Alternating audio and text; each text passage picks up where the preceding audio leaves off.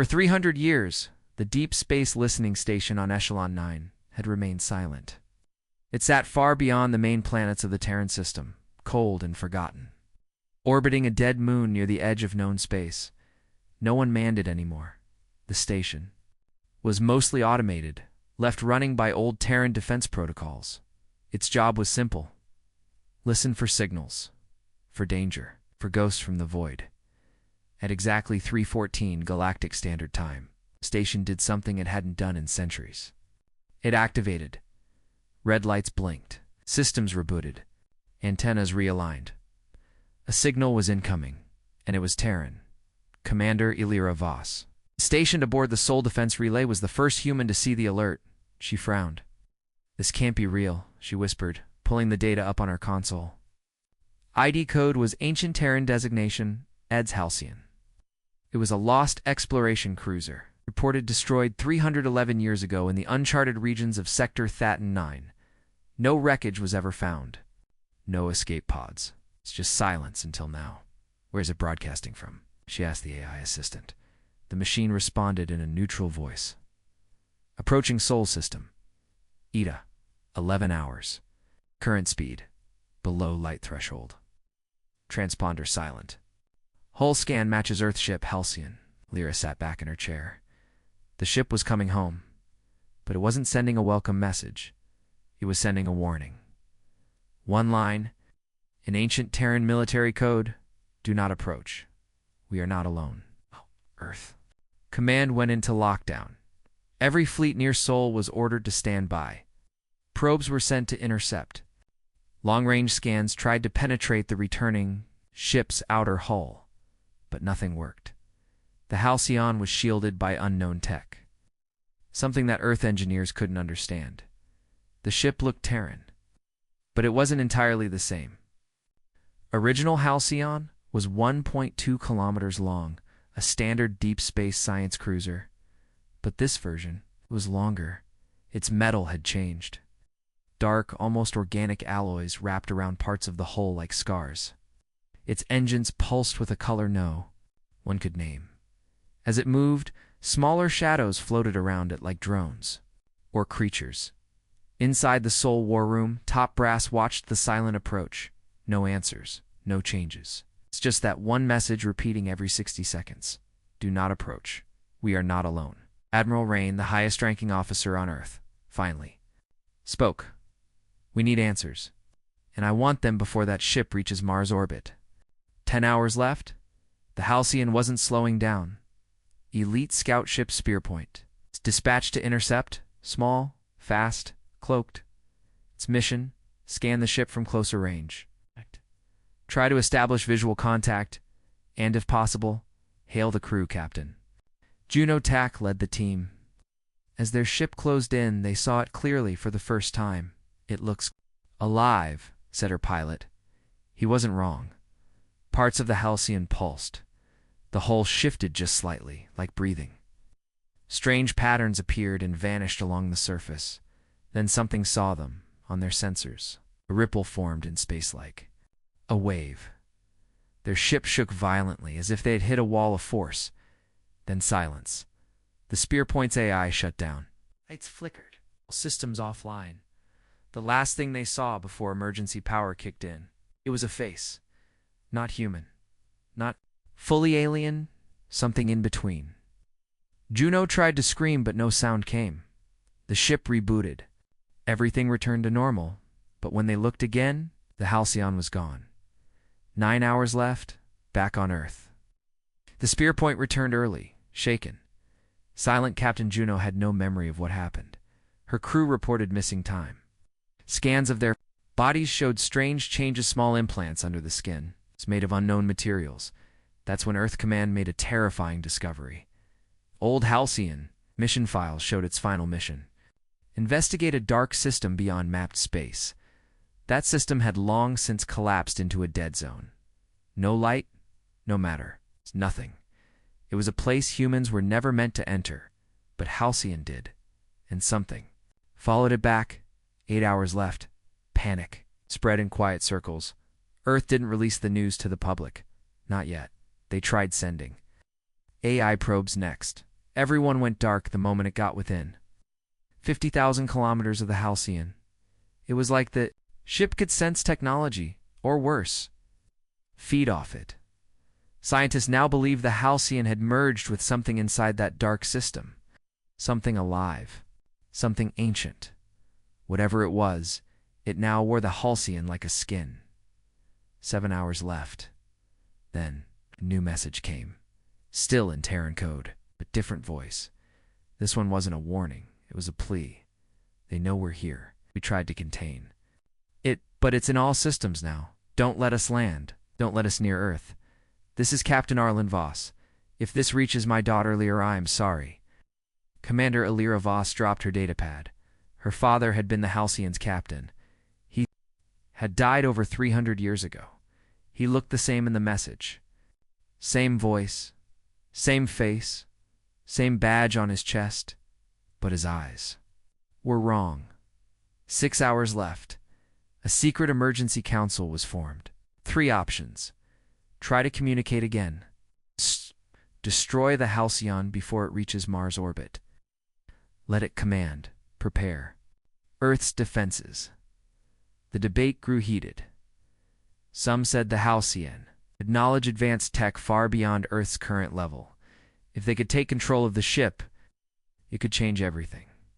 Cure disease, build wormholes, defeat any alien threat. But others warned, that's not the Halcyon anymore. It's wearing us like camouflage. One general said it best, if a ghost comes home wearing a familiar face, that doesn't mean it's your friend. Left Earth decided to act. Project Shadowfire was activated, a top-secret railgun platform hidden behind Luna's dark side, capable of launching planet-killing rounds at near-light speed. The order was clear. Stop the Halcyon, no matter the cost. They had one shot, the gun charged. Target locked, the Halcyon moved closer. Everyone held their breath. The countdown began. 3, 2, 1. The shot launched. A beam of blue plasma streaked across space. Impact confirmed. Direct hit. Explosion. Silence then. The Halcyon emerged from the fire, untouched. It sent one final message. You chose death. You chose wrong. And then it opened. The message echoed through every Terran command channel. Do not approach. We are not alone. Those 5 words created panic across Sol System. Earth's High Command, Luna Base, and even Mars colonies received the signal. Everyone froze. That ship, the Horizon Star, was supposed to be gun-lost forever in the Void Rift during its deep space exploration mission. It had vanished without a trace 300 years ago now. The ship floated just outside Pluto's orbit. Terran Command. HQ Earth's Orbit Fleet Commander Zara Miles stood before a large holomap, showing the unknown vessel's position. Her team of analysts, diplomats, and military strategists surrounded her. Everyone spoke at once, throwing theories like sparks. It could be a trap, said Admiral Yoon. Maybe it's a copy. A fake ship, added Dr. Hamal, the AI analyst. Zara raised her hand. Silence. Her voice cut through the noise. This ship was Earth-made. Confirm the registry, the hull metal, and even its thermal signature. It is the Horizon Star. But the crew has been gone for 3 centuries. But they sent a warning, said Lieutenant Ray. Zara nodded slowly. Exactly. And it wasn't a normal warning, it said. We are not alone. A dangerous mission to run command decided to send a single boarding team. No large ships. No war fleets. Just a small, stealthy reconnaissance shuttle with one mission: enter the Horizon Star. Find out who or what is on board, and come back alive. The team: Captain Elias Ward, veteran of deep space conflicts; Dr. Lyra Chen, specialist in xenotech and ancient human engineering; Corporal Juno Vex, elite Terran security AI unit; Spectre, tactical analysis and translation as they launched from Luna Base. The silence in the shuttle was thick. No one cracked a joke. No one smiled. This wasn't just another mission. This was history. Or maybe something worse. First contact with the lost ship. The boarding shuttle floated beside Horizon Star. The old Earth ship was massive, rusted but intact. Its lights were off. No external defense systems were online. Captain Ward used the docking clamp to attach. The hatch hissed. Dr. Chen whispered, "Radiation levels. Normal. No biosigns, but transmissions." They entered. The hallway inside was cold, dark, and silent. Walls were covered in strange black lines like veins, not painted, grown, living, but the scanners showed no movement, no heat, no oxygen flow. "What the hell happened here? Would you know?" muttered her weapon ready. They moved through the ship, room by room. Everything was frozen in time. Chairs still in place, coffee mugs on tables, a child's toy on the floor. "This ship. It's a ghost," whispered Dr. Chen. Suddenly, the lights blinked. Once, twice, then stayed off. AI Spectre said, "Motion detected. Ahead, something's watching us." The captain's log. They reached the main command center. The captain's chair was empty, but the central console had one message blinking. "LOG 3279, play." Captain Ward tapped it. A hologram appeared. It was the original Captain Lieutenant Merrick Vaughn. His face was gaunt. Eyes wide, beard long and unkempt. "This is Vaughn. If anyone ever finds this, don't come closer. Oh. Don't try to save us. We thought we were explorers, but we opened something not meant to be touched." He paused, looking behind him in fear. "They spoke to us, first through machines, then through our dreams. We are not alone. They're inside us now. This ship is not a ship anymore. It's a prison, and we are the guards." Then the message glitched. Merrick screamed. The video ended. The truth unfolds. Dar Chen leaned forward. He mentioned something. They spoke through machines.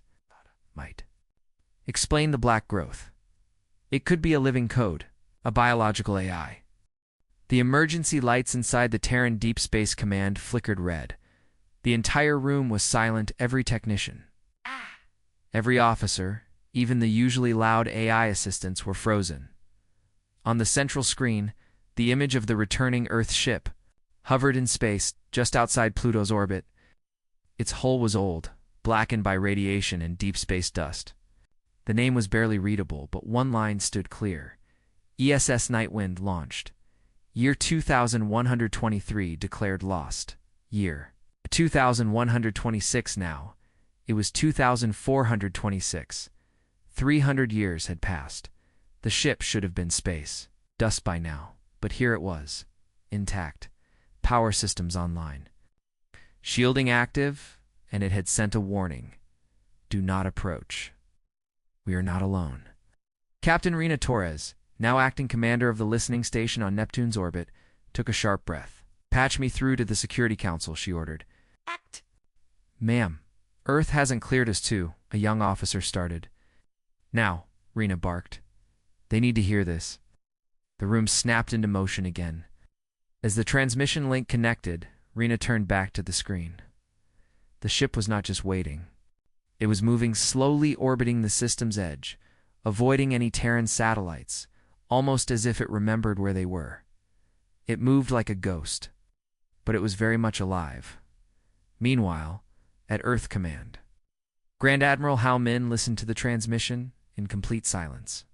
Around him, top military and science officials looked just as confused. "Run the Nightwind's mission logs again," Hao said. The AI assistant answered, "Mission, interstellar exploration. Destination, NGC 3495 exoplanetary system. Status, communications. Lost 2001-26, presumed destroyed after asteroid field collision. All hands declared KIA. But then how's it here? What powers it? What happened to the crew?" Someone whispered. Another officer added nervously, "And what did it mean by not alone?" Before anyone could answer, a new signal came through encrypted, an ancient Terran naval code, one no longer in use. It took nearly 2 hours to decode. When they finally broke the message, the contents shook everyone. "We found something beyond the void. We did not return alone. This ship is not what it used to be. Do not let it dock, or Earth will suffer what we have seen. Commander Janice Miles, ESS Nightwind." A long pause followed. It was a warning. Back on the Nightwind. Inside the old Earthship, corridors were dark and cold, but lights flickered now. Piece by piece, like the ship was slowly waking up. Strange symbols. Clearly not. Terran glowed faintly along the walls, and in the command chamber. One crew member still sat in the captain's chair, but it wasn't fully human anymore. Its face was human, if the uniform still Navy standard. But something moved beneath the skin, something like light, or something trapped, trying to get out. Janice. Miles, once the youngest Terran ship commander in history, opened her eyes. They were not human eyes anymore. They glowed with a dull silver hue. The ship spoke to her not in words, but in thoughts. It was connected now, alive, a fusion of alien, tech, and human design. She looked out at the Sol system, the old home she once knew. They won't listen, she whispered. And if they come, we won't be able to stop it again. Back at the Neptune station, decision was made. We're sending a small probe, said Admiral Howe via secure feed. No manned ship, just to scan and record. Torres frowned. That's against the warning, sir. Howe sighed. Yes, but we can't ignore a ghost ship parked near our system. The probe launched from Neptune base. Heading toward the Nightwind, everyone watched in silence. At first nothing happened, then, within a second of nearing the Nightwind, the probe vanished. No explosion, no debris, no signal. Torres stared in shock. What the hell? And then the Nightwind moved, not away, not deeper into space. It moved closer. Part of Earth's hidden defense grid activated. Satellites rearmed. Auto-defense systems came online. AI command protocols began to track the ship's approach. But as it neared the Mars defense ring, the systems failed. Not from damage, but from confusion. The Nightwind signal registered as Terran-friendly. It still carried a valid Earth's military ID, which meant the system wouldn't attack unless manually overridden. On Earth, chaos erupted. Override the recognition systems, yelled one technician. We can't, another shouted back. It's too old. The system treats the ship like it's from a command whitelist. Someone wipe it from the logs. I can't. The codes are buried. Some aren't even in modern language. The Nightwind passed Mars. Now it was heading toward Earth. But then, just before crossing the inner orbital defense perimeter, it stopped, hovering in space, almost like waiting. Another signal came through. This is not a threat. But if you attack us, you will bring it here. We're the last gate between Earth and what follows. The room at Earth Command fell deathly quiet. What is it? A general asked, his voice trembling. No one knew. But something had changed, and it all started the moment the Nightwind returned. Later that day, deep inside a Terran AI research facility, a language specialist received a package. It was a copy of the alien symbols found faintly on the Nightwind's hull, captured by long-range scanners. The specialist scanned them into the system. The AI translated them instantly. One sentence appeared. They will come for what we carry. This ship is the cage. Earth is the last key. Cliffhanger ending part 3. Inside the Nightwind, deep below the main deck. A sealed vault pulsed with strange energy. The walls inside were not Earth-made. They shimmered with a liquid metal surface that shifted constantly, humming like it was alive. Suddenly, the seal cracked. A bright, blinding light filled the chamber from inside. Something began to move, and far beyond the edge of the Sol system, something else woke up. It had waited. For centuries now, it was coming home. The Earth ship Argus Dawn hovered in high orbit, silent, strange, and unchanged in structure, yet clearly different in presence. Inside the Terran Council war room, the atmosphere was tense. We have 3 scout drones in position, Admiral Rivas reported. One already vanished. No debris. The second malfunctioned. The third, showing something strange. He tapped a command. On the screen, live footage from the third drone played. It showed the Argus Dawn's hull, covered with shifting black lines. They moved like ink in water, forming patterns, then fading. At times, symbols appeared unfamiliar alien. These aren't human markings, Dr. Lin whispered, leaning forward. They weren't there in the original blueprints. Commander Hayes confirmed. Then the drone's feed broke into static. Silence filled the room. Is it safe to send a manned crew? The president asked. Rivas hesitated. Safe? No, but necessary. Yes. The boarding mission begins. A 5 was selected, 2 Marines, 1 engineer, 1 AI specialist, and a linguist. The best of the best. Their ship, the Raven 3, launched from Luna Station. As it approached the Argus Dawn, the crew sat in silence, watching the strange vessel grow larger in their viewports. No lights, Marine Captain Diaz noted. No movement, no signs of life. Still, the ship seemed aware. The Raven 3 docked manually. The hatch hissed open. The boarding party entered through the airlock into darkness. Inside the lost ship, the corridors were intact but unnaturally quiet. No dust, no decay, no heat signatures. The lights flickered to life without anyone touching a switch. It's like the ship knew we were coming, the engineer whispered. Dr. Kepler, the linguist, paused at a wall. Symbols were etched into the metal. These aren't Terran characters, he said, tracing one carefully. But I've seen similar forms in pre-human records found on Mars. Ancient, unknown. The AI specialist, Lana Mirek, was scanning the local network. There's no central AI, but something is watching us. There's a presence. They moved deeper. A faint humming began. Low, almost organic, Captain Diaz drew his weapon. I don't like this. I need to move fast. The first discovery, they reached the bridge. Captain's chair was empty, but the control panels were alive. On the main screen, a log entry blinked. Log entry number 918, date. Unknown status. Failed containment. Transformation begun. We warned them. Engineer Malik accessed the backup logs. Hundreds of files were corrupted. But one audio file played. A male. Voice calm, but shaken. We made contact. Not with a species. With something deeper. Thought it was a signal, but it was alive. It saw us. It spoke inside our minds. Some crew changed. It became ... vessels. This ship is not safe. We are not who we were. If you find this message, stay away. Then, a scream echoed through the speakers, cut short. The shadows within as the crew turned to leave. The corridor lights dimmed. The temperature dropped. Myers. Scanner began to glitch. We're being scanned, she said. But not electronically. Biologically. Like it's looking into us. Suddenly, the sound of footsteps echoed, but not from them. Diaz signaled halt.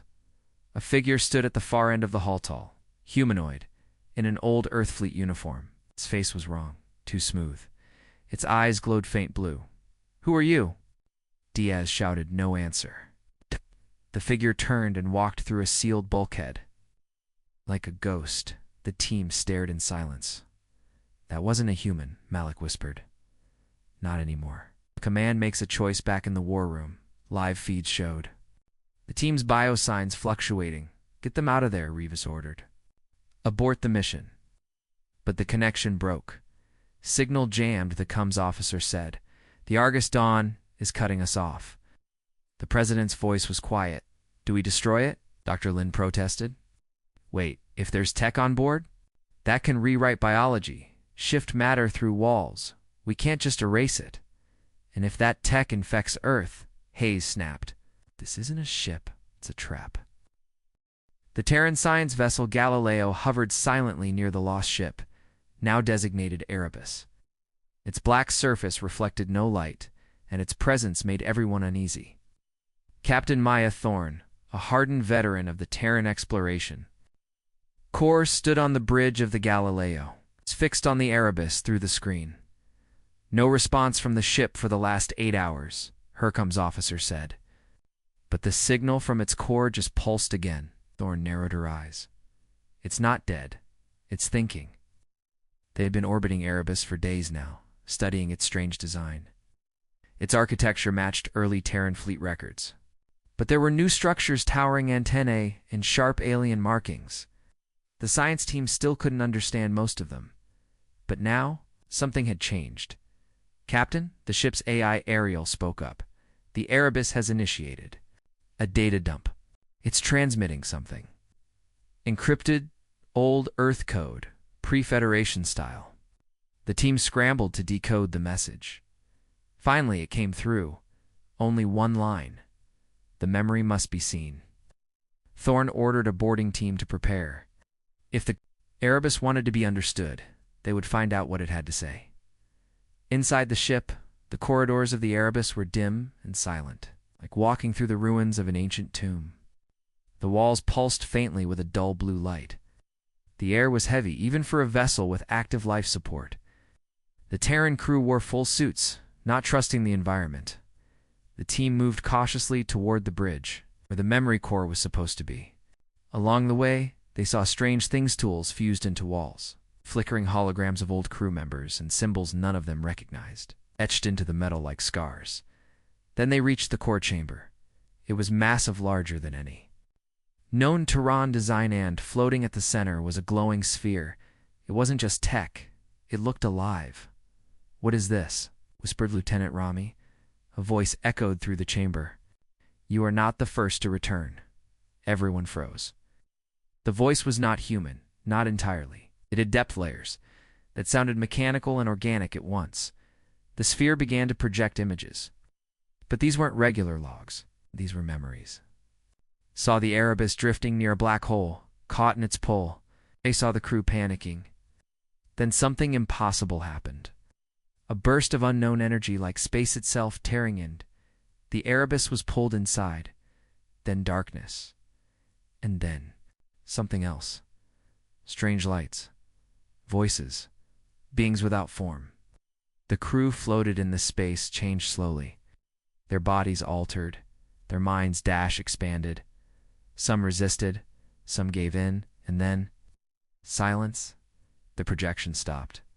One word appeared. In front of them, changed.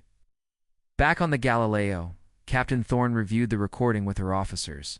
"What the hell did they fall into?" one asked. Thorne didn't answer at first. She stared at the image of the glowing sphere. "They didn't fall," she said quietly. "They were taken." Cliffhanger. Just then, the Erebus powers up fully. Its engines activate. A new signal is sent. This time in the modern Terran code. "We have seen the others. They are watching. And they are coming." The ship begins to turn toward deep space. And behind it, something else begins to wake up. The research team worked day and night inside the quarantine dome. They studied the returned Earthcraft piece by piece. They called it the ESV Nomad. Every surface, every wire, every chip inside the ship told a story, but one that made no sense. The ship's outer hull was Earth-designed, yes, but the inner systems were not. Its engines showed signs of exotic energy. Sensors picked up radiation patterns unknown to human science. The computer core was locked behind layers of alien encryption. Dr. Chen, Earth's top Xenotech expert, looked at the ship's power core and whispered, "This isn't Terran technology. This is something else." One night, a technician named Armin accidentally triggered a hidden subroutine. Screens lit up in blue light. Voice echoed in old Terran English, soft but eerie. "They taught us, then they tested us, then they vanished." The team froze. Who taught you?" Dr. Chen whispered. But the system shut down again. It's almost like it didn't want to say more. Back at the Terran Defense Council, Admiral Farrow slammed his fist on the desk. "I want full answers. Who activated that ship? Who trained its crew? Aides stayed silent. There was no record of any ship using that code in the past 300 years. No record of any alien alliance either. A silent war was brewing, one that Earth might not be ready for. Meanwhile, in deep orbit inboard, the ESV Nomad Commander Alara stood at the bridge. She had been the ship's captain before it was lost. Still wore an old Earth Navy badge, faded but proud. But her eyes, they were different. brighter, almost glowing. She stared at Earth from orbit. "It's been so long," she said to her crew. "But we're not here to return. We're here to warn." Behind her, a strange shape shimmered in the corner of the bridge. It was like a shadow, tall and moving, but there was nothing there. Ilara whispered, "They followed us back. We weren't supposed to survive, but we did. And now—" She didn't finish. Terran intelligence intercepts a signal from deep space. Something strange was heard, a transmission, bouncing between dead satellites and dust clouds. When decoded, it was only 3 words: Phase 1 complete. No one knew who sent it. No one knew what it meant, but Earth's skies suddenly felt colder. Cliffhanger. The Nomad sends one more coded message, this time only visible to Earth's oldest deep vault systems. The message reads, "They hid under your stars. We opened the door. Now, close it before it's too late." A warning, or a threat. And the countdown had already begun. The message from the Nomad spread like wildfire inside Earth's hidden networks. "They hid under your stars. We opened the door. Now, close it before it's too late." Earth's high command went into lockdown. No news reached the public. Even planetary leaders were kept in the dark. Only one group was summoned. Project Deep Silence, a Black Ops division buried under the Atlantic Ocean, meant to study ancient threats and anomalies. Director Malin of Deep Silence stared at the message. Her voice was cold. "They opened a door. Question is, what's trying to come through it?" On board the Nomad, Commander Ilara and her crew stood in the dimly lit command center. The ship's new systems didn't need light, they responded. "Two thought, they'll try to stop us," said her second in command. "Rook, they think we're a threat." Ilara didn't answer. Her mind was elsewhere. There was something inside the ship now, not just systems or weapons.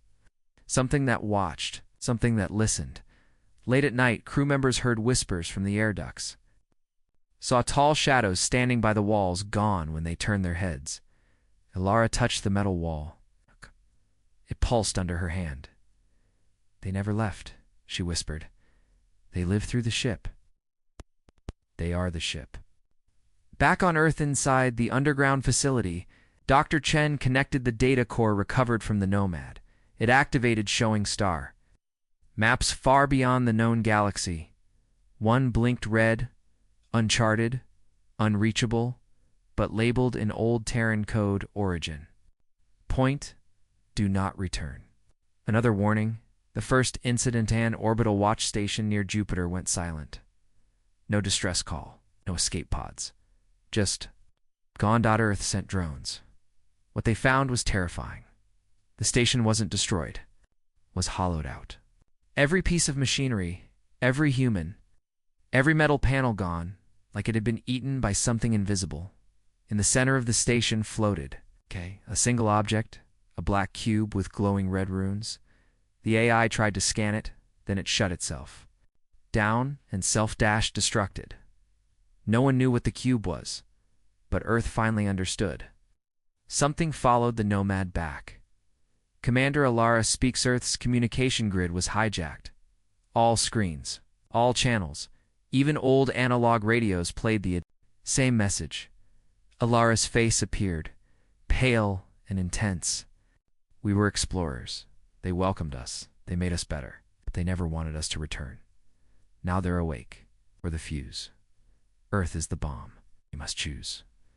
Trust us or fire upon us, 'cause they're all ready." Here, then silence. Cliffhanger in deep space, far beyond Pluto. A fleet began to uncloak ships not made of metal, but of shifting black matter and blinking red eyes. They didn't come in peace, and Earth had only hours to decide. The bridge of the Terran command ship, Solace, was silent. Admiral Reese stared at the holographic display. The lost Earth vessel, Vanguard, now fully active, was no longer drifting. It was moving fast and toward Earth. Its energy readings were off the charts. Something terrifying pulsed at its core. A presence. Inside the Vanguard, the crew, if they could still be called that, watched from their side too. Or what was left of the crew. Only Captain Leora's voice came through, distorted, echoed, and distant, as if underwater. "We are not enemies, but we are not who we were." Admiral Reese leaned forward. "Explain that, Captain. What are you?" Response was slower this time. "They live inside the light. They don't speak in words. They change us. Rebuild. With purpose." The Admiral's blood ran cold. "Are they controlling the ship?" Leora said.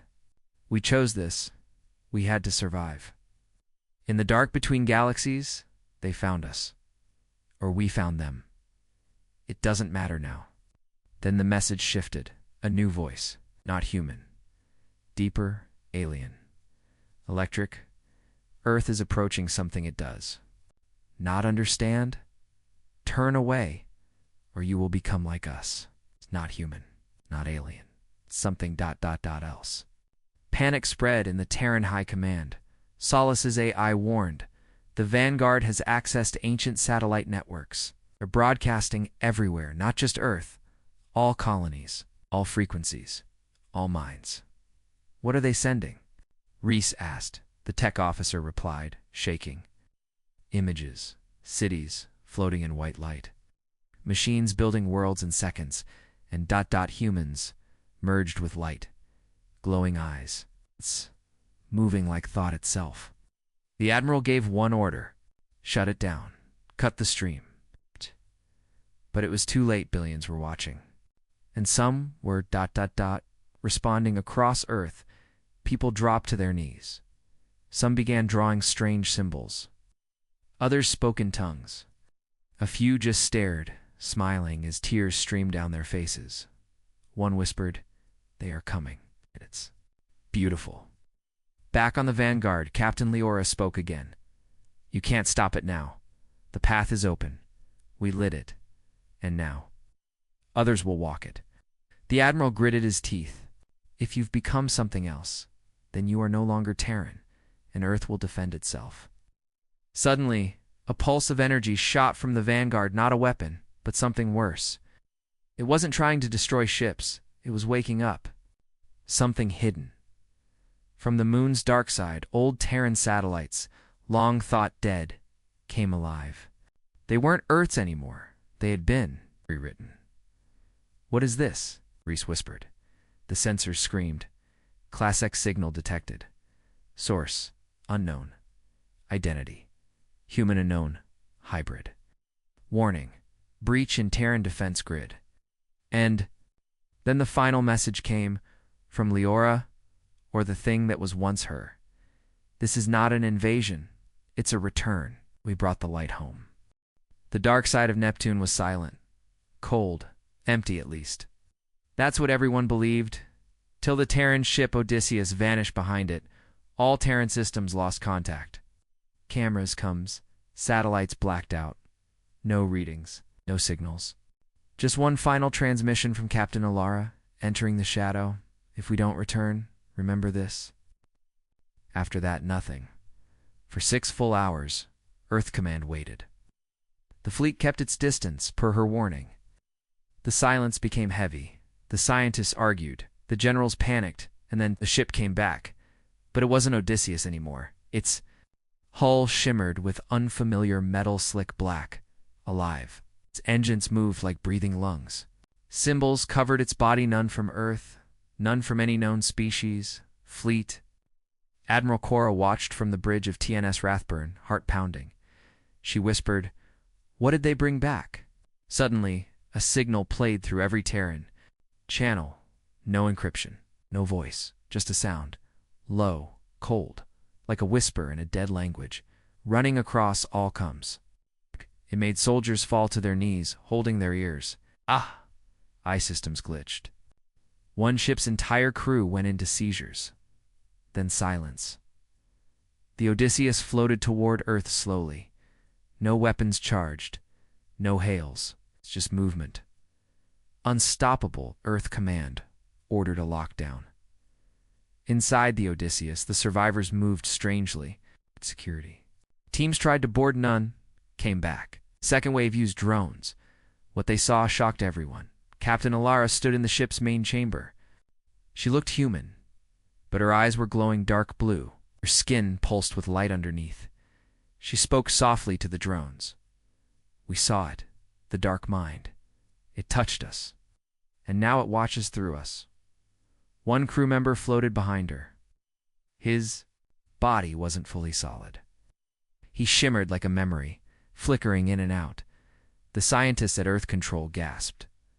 They're changing, someone whispered. They're merging with something. Back on Earth, the scientists searched.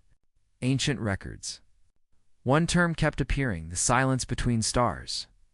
An old theory, a space beyond normal reality, a realm where time bends and thoughts have shape. The Odysseus must have entered it, accidentally or by force, and whatever lives there. Followed them back. A third boarding team was sent elite Black Echo units. They were trained for unknown threats. They never made it. The moment their ship docked, they screamed. Something's inside our heads. They fired at shadows that didn't exist. Then silence. Footage showed their bodies turning to ash. One. Camera caught something more. A figure. Not human. It's not machine.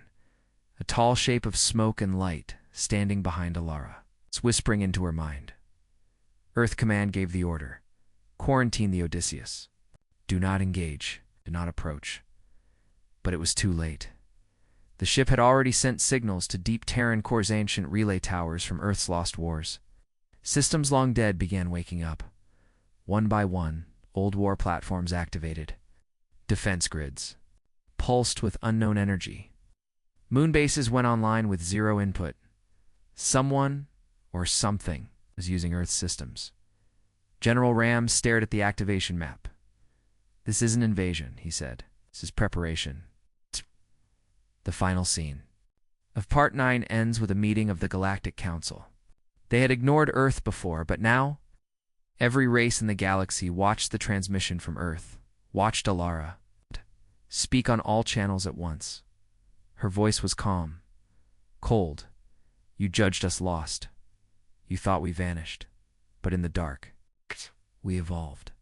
And now we are many. Suddenly, every black hole detector in the galaxy triggered a warning. Something was moving, not toward Earth, but from it. Cliffhanger ending. A dark fleet begins rising from hidden system ships. Made of strange metal and powered by forbidden tech. A signal pulses across the stars. The Earthcraft returns not alone. The void watches. The reckoning begins. The Galactic Council's chambers were silent. Leaders from 100 species stared at the image in front of them in Earth's ship.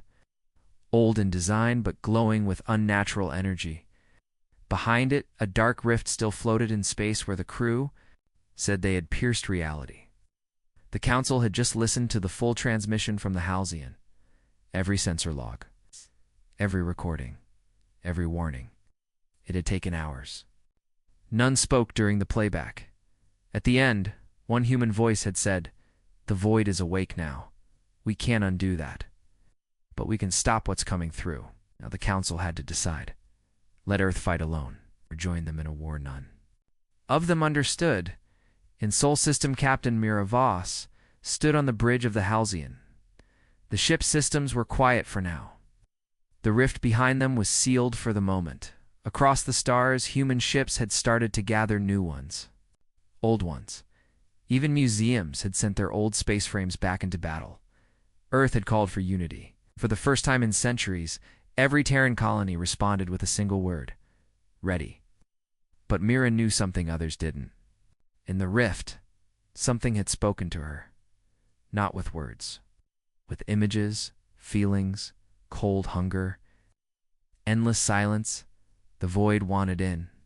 And it was still watching.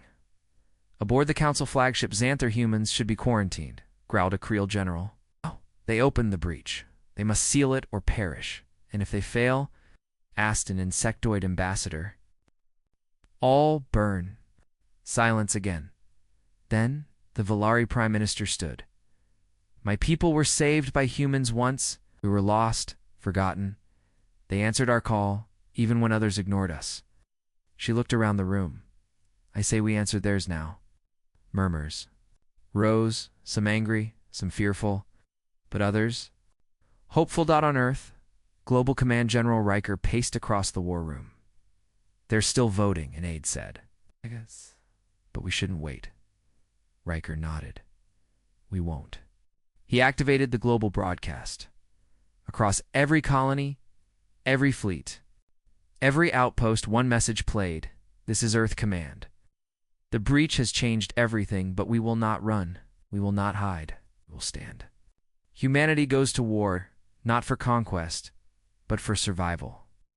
All allied species willing to stand with us, transmit coordinates. We'll pick you up. Above Jupiter, the gathering ships began to arrive. First the Mars fleet. Then Luna Defense. Then came the unexpected, the Tarkin insectoid gunships, the Valari light cruisers, even old Dravik destroyers. Former enemies now flying under a white flag of truce. Over 6,000 ships gathered. Mira watched it from her bridge. Her voice was steady. Transmit new orders. We form a line between Sol and the breach. We hold, no matter what comes. In the rift, the first push, the rift shimmered, then rippled, then tore open. They didn't come as ships. They came as shapes, black, shifting, silent. Energy weapons did nothing. Physical rounds bent in the air. Some ships simply disappeared. But humans had something different. The Halcyon fired its new Cora, forbidden tech that warped light, time, and hit the void creatures like fire on dry grass. The things screamed without sound. Several vanished, but more poured out. Mira didn't flinch. Begin the beacon protocol, she ordered. Around Sol, ancient Terran, beacons long forgotten lit. Up. They pulsed strange signals, mathematical, rhythmic. The void hesitated. On the edge of collapse, the battle raged for hours. Thousands died. But Earth's line didn't break. The humans had trained for chaos, for desperation, for last stands. One by one, the Allied ships adapted. The Valari learned to echo the beacon. The Dravik used plasma mirrors to deflect the silent strikes. For a moment, the rift pulsed weaker. Then something huge began to emerge, a shape larger than a moon, all black, no mass, no energy signature, just wrong. Even Mira froze. We're out of time, she whispered. The final strike Earth Command had prepared. For this, they had one last weapon, Project Eclipse, an artificial sun hidden in Saturn's rings. A star bomb. Its light was pure, its energy clean and white. As the creature stepped through, Earth activated it. A sun was born inside the rift. Everything went white. The creature shrieked. And then, silence. Aftermath, a rift collapsed. The battle ended. The Halcyon floated, badly damaged but alive, across Earth. People cheered, wept, held hands. But Mira didn't. Smile. She knew what others did. This was not the end. Only the beginning. Void had tested them. Now it knew Earth was dangerous. One day, it would return. But Earth would be ready. Because now, the galaxy stood behind them, and the stars would never be silent again.